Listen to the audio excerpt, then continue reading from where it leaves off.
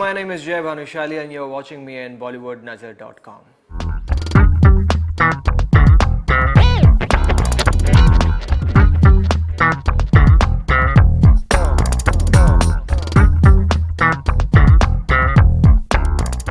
Okay जय, जब भी हम कुछ काम करने जाते हैं अपने दिल की सुनते हैं, whenever we follow ड्रीम, कुछ लोग ऐसे होते हैं जो कहते हैं क्यों कर रहा है, रिस्क क्यों ले रहा है, मत कर। तो कभी आपकी ऐसी लाइफ में ऐसा कुछ हुआ है, किसी ने आपको कहा है क्यों एक्टिंग में जा रहा है, तू रिस्क ले रहा है, ये मत कर, सेफ है, कुछ ऐसा हुआ था? नहीं, लेकिन यूजुअली ऐसा इसे आप गलत तरीके से भी नहीं ले सकते। कभी कभी लोग आपके अच्छे के लिए भी बोल देते हैं कि why are you taking that kind of risk, आपको जो चल रहा है गाड़ी उसी में ही चलनी चाहिए, rather than switching some track and spoiling your career. वो तो हमेशा होता ही है, लेकिन मैं उसे हमेशा एक पॉजिटिव वे में ही लेता हूँ कि ये मेरे शायद भले के लिए बोल रहा होगा। लेकिन मैंने आज तक जो भी किया है, वेदर इट्स टीवी ऑल्सो, मैंने बहुत ही सिलेक्टिव शोज किए थे। मैंने बहुत ही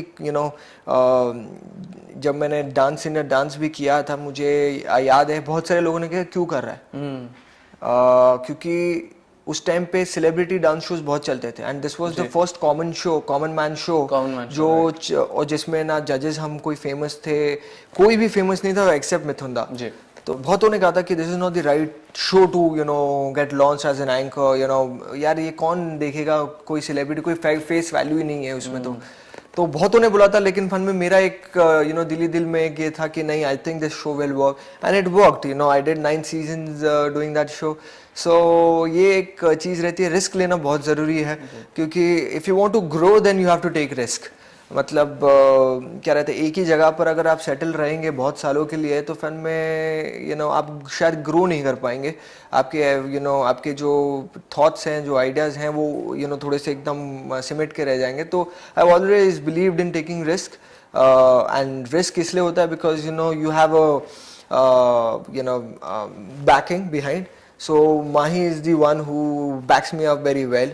उन्होंने हमेशा मुझे कभी ऐसे नहीं कहा है कि कि नहीं यार यहाँ से तो you are earning very good, like I think you should not leave or something. She is the one who says like no go for it, if you feel like this is right for you, just go for it. उसमें अगर आप जो जरा भी negative thought डालेंगे तो फिर वो शायद काम बिगड़ सकता है आपके लिए। और यही जब आप मूवीज में डेब्यूट करते फ्रॉम हेट स्टोरी 2, तब जब आपके डेब्यूट के लॉन्च के दौरान या जब आप साइन करते उसके दौरान कुछ ऐसा हुआ था पीपल सेड कि क्यों ये मूवी कर रहा है, डोंट डू दिस, या कुछ और? नहीं एक्चुअली मैंने हेट स्टोरी 2 के बारे में किसी को बताया नहीं था। मैं यूजुअली प्रेफर करता हूँ कि लोगों को खुद ही प्रोमोज और या फिर न्यूज़ चैनल या फिर न्यूज़ से कहीं से पता चल जाए। मैं कभी किसी को कहता नहीं हूँ कि भाई मैं ये फिल्म कर रहा हूँ अभी। मैं हमेशा एकदम चुपचाप रहता हूँ। जैसे लोगों को पता चलता है, I would rather be excited to know कि कितने लोग मेरे काम को फॉलो कर रहे हैं, रादर देन मैं सबको फॉलो करवाऊँ कि भैया मैं ये शो कर रहा हूँ या फिर ये फिल्म कर रहा हूँ तो आप ज़रा इसे देखिए। तो मैं हमेशा प्रेफर करता हूँ कि मैं कभी अपने काम के बारे में बातें नहीं करूँ, या फिर काम से पहले भी ना करूँ। हाँ, लोगों को पता चल जाता है तो फिर में अच्छा लगता है कि at least they are keeping a track कि कहाँ पे मैं क्या कर रहा हूँ। ओके जय, मेरा ये नेक्स्ट क्वेश्चन है कि what does it take to achieve your dream, to follow your heart?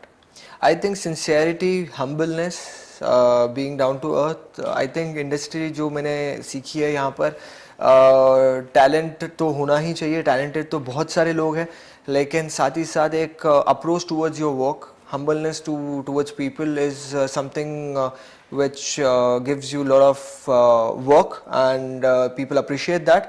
मैंने हमेशा एक चीज़ मानी है जिसके वजह से आज तक मैं मुझे याद है मैंने जब 2007 में अपना करियर शुरू किया था टीवी से, उस टाइम पे बहुत सारे मेरे कलीग्स थे, वो आज नहीं है। मतलब मैं I can't see them anyway.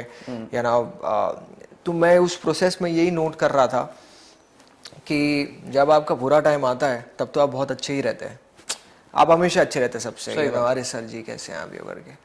लेकिन जब आपका अच्छा टाइम आता है लोग यूजुअली थोड़े से चेंज हो जाते हैं, एटीट्यूड चेंज हो जाता है, राइट। लेकिन मेरा मानना थोड़ा सा अलग है। मेरा है कि अगर समझो आप जब डाउन रहते हो, मतलब जब आपका डाउनफॉल रहता है तो फिर में डेफिनेटली आप बहुत स्वीट रहते ही हो, लेकिन जब आपका अच्छा टाइम आता है you need to be extra sweet to people, because उससे होता ये है कि जब वापस आपका डाउनफॉल आए तो वो जो बंदे आप जिनसे आपने बातें की है या थोड़ी जो 2 मिनट भी आपने वक्त बिताया है, वो हमेशा कहते हैं कि यार ये बड़ा अच्छा बंदा है, इसको मुझे फिर से उठाना है यार। और वो हमेशा they will work for you, they will say that अरे जय चल ये करते हैं, जय चल ये करते हैं, ये करते हैं।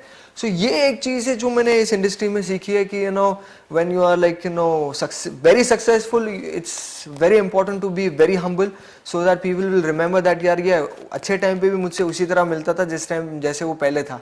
सो वो चीज़ मुझे बहुत उससे मुझे फ़ायदा मिला है, काम मिला है। So I think that is one thing जो हमेशा मैं हर एक जो भी न्यू कमर आता है वो पूछते हैं, तो मैं यही जो आपके फैंस है वो देख रहे होंगे, सब हाँ, बिकॉज सिंपल है कि क्या है कि फेमस होना बहुत आसान है जी। फेमस होना बहुत आसान है, लेकिन फेम को हजम करना बहुत डिफिकल्ट है। लोग हजम नहीं कर पाते और उसी के चक्कर में थोड़े से भटक जाते हैं। And then when many people wait for your downfall, they will wait that अब इसका जब बुरा टाइम आएगा तब मैं इसको देखूंगा। हमेशा ये एक चीज़ मैंने देखी गई है कि हमेशा ये मैंने लोगों से बातें करते करते ये देखा है। तो फिर मैं I have always believe that you should be always humble whether it's your good time और your bad time. Okay, coming back to Leela, जब भी कोई सनी लियोनी की मूवी आती है, ऑडियंस में ऐसा एक परसेप्शन रहता है कि सनी लियोनी की अगर मूवी है तो उसमें मेल एक्टर्स को इतना रोल नहीं मिलेगा, इतना काम नहीं मिलेगा। But I have saw the movie और मैंने देखा आपका character is something else, it has added to the exception. आपने वो जो रूल था वो तोड़ दिया। बिल्कुल। तो जब आप ये मूवी साइन कर रहे थे या जब आपको मूवी मिली गई थी, तो किसी ने आपको ऐसा कहा या आपको ऐसा सेकंड थॉट्स है कि मैं मूवी नहीं करता हूँ क्योंकि यार, या किसी ने आपको बोला कि ये मूवी मत करो क्योंकि इतना काम शायद तुमको ना मिले? नहीं, जब मुझे ये फिल्म ऑफर की गई थी तब मुझे ये नहीं बताया गया था कि सनी इसमें। ओके। तब मुझे सिर्फ स्क्रिप्ट सुनाई गई थी। तो स्क्रिप्ट जैसे मैंने सुनी तो मेरा यही था कि भाई आई थिंक इससे अच्छा कैरेक्टर मैं इसके बाद शायद मेरे को मिले ना मिले। मुझे ये अपॉर्चुनिटी तो ग्रैब करनी है। एंड मुझे एक और चीज़ ये था कि it's T series production, so again like that it's gonna be presented well, it's gonna be वो उसका रीच ज़्यादा होगा, ऑडियंस तक वो पहुँचेगा। सो मेरे लिए बहुत इंपॉर्टेंट था कि ये कैरेक्टर मुझे करना ही है, because this is one character जो शुरू से लेकर एंड तक उसके ऊपर स्टोरी चल रही है। He is the one, if you have seen the film, बोले कि उसे सपने आते हैं, वो फाइंड आउट करने की कोशिश करता है, वो सब कुछ he is going through lot of trauma and like lot of confusion, suspense. And तो मेरे लिए ये था कि मैं इस फिल्म को आगे बढ़ा रहा हूँ, मैं इस फिल्म को आगे स्टोरी को बढ़ा रहा हूँ। And in fact in lot of reviews also लोगों ने यही कहा है कि हिज कैरेक्टर जो करण का कैरेक्टर था वो एकदम परफेक्ट था, बिकॉज ऐसा लग रहा था कि स्टोरी पूरी वही आगे लेके जा रहा है, बाकी तो चल रहा ही है लेकिन ये स्टोरी को एकदम आगे लेके जा रहा है। एंड ही इज लाइक तो वो एक चीज़ मैंने स्क्रिप्ट में भी नोट कर ली थी कि ये चीज़ बहुत ही, और जो क्लाइमैक्स है जिसके बारे में लोग बहुत बात कर रहे हैं फिल्म के बाद, आई थिंक वो मेरा सबसे फेवरेट पार्ट था। In fact to be really frank, जब मैं ये स्टोरी सुन भी रहा था तो जब शुरुआत हुई तो बोले कि रीइंकार्नेशन स्टोरी है, तो मेरा था कि रीइंकार्नेशन, क्योंकि आपका एक परसेप्शन बन गया कि रीइंकार्नेशन स्टोरी एक ही टिपिकल टाइप की होती है, पुनर्जन्म एंड ऑल दैट। तो मैं थोड़ा सा वो हो गया, लेकिन स्क्रिप्ट सुनते गया मेरे को थोड़ी सी एकदम इंटरेस्टिंग लगनी शुरू हो गई थोड़ी। लेकिन जब एंड सुना, अगर वो एंड वैसा नहीं होता तो शायद मैं एक बार सोचता था जी। लेकिन एंड जिस तरह से इन्होंने प्रेजेंट किया है, जिसके बारे में लोग बातें करते हैं, तो उस पर मैंने कह दिया कि भाई अब तो मुझे ये करनी है, बिकॉज उसके बाद मेरा था कि no I can't leave this. And जब आपको पता चला कि सनी लियोनी है इस मूवी में, आफ्टर दैट यू एग्रीड, तो फिर आपका क्या रहा फिर reaction? I was all cool about it, मेरे को कोई प्रॉब्लम नहीं था, बिकॉज फर्स्ट ऑफ ऑल मुझे मालूम था कि वो हम क्या कहते हैं, we are making a very sensible film, which is सबसे ज़्यादा इम्पॉर्टेंट है मेरे लिए कि एक अच्छी स्टोरी होनी चाहिए, एक अच्छा कॉन्सेप्ट होना चाहिए, तो वो मुझे उस फिल्म में था। So it doesn't affect me that if it's Sunny, मुझे she is a nice person to work with, very humble, and क्या कहते हैं कि I somehow feel a little sad that at one place we are talking about women empowerment and we are talking about my choice and all that stuff, and then suddenly when it comes to this one girl, we are changing all our thoughts and then we are going again like to our basics जो हमने शुरू से जो हमारे दिमाग में डाले गए हैं. So मुझे ये सारी चीज़ें फ़र्क नहीं पड़ती.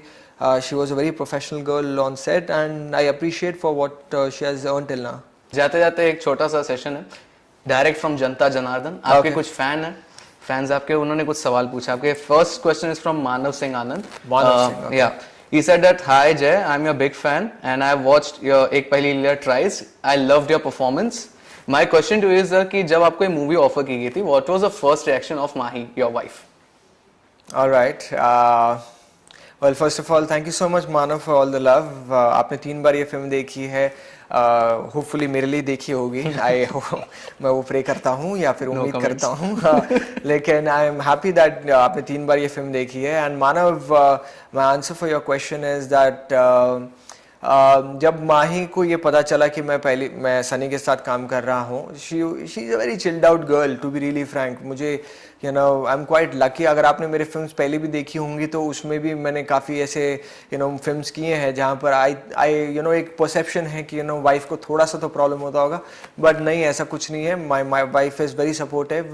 शी नोज़ दैट मैं कुछ अलग करने की कोशिश करते रहता हूँ हमेशा. And she was quite cool about it.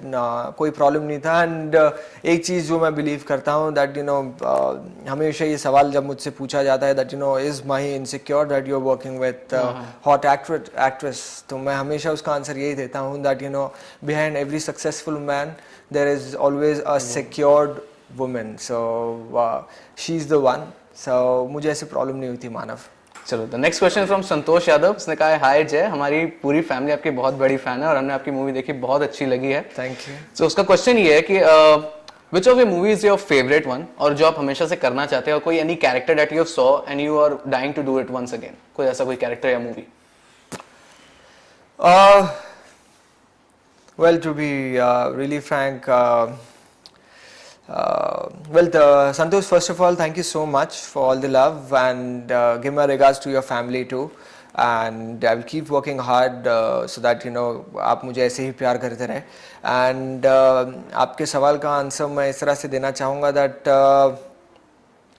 अभी तक अगर समझो पास्ट फिल्म्स में अगर आप देखें तो मुझे एक कैरेक्टर जो मुझे सबसे अच्छा लगता है वो है सलमान खान एंड तेरे नाम.